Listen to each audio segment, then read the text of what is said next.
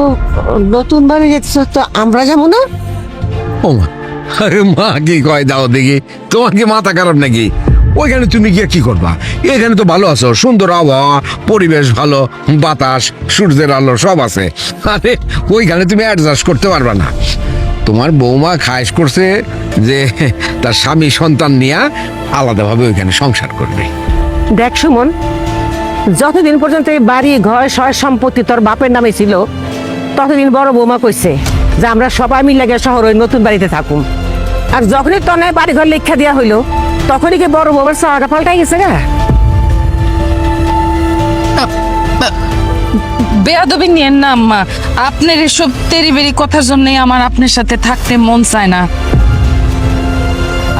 আপনি একটা বিরক্তিকর মানুষ আম্মা। বৌমা, তোমার শাশুড়ির সাথে তুমি ভদ্রভাবে কথা বলো।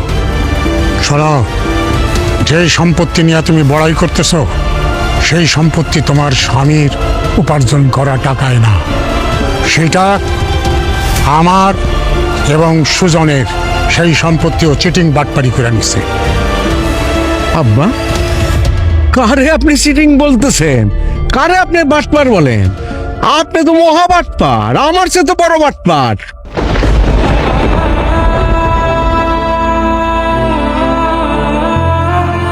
তা না হইলে আপনি নিজের ছেলের সম্পত্তি বাটপারি করে অন্যের নামে লিখে দেন? আপনি তো মহা বাটপার।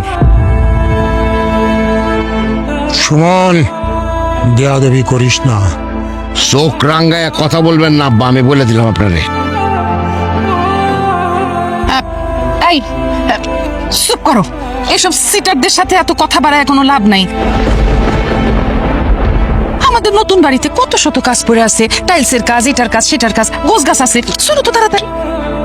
এই আসো মুন্নি। এই, এই।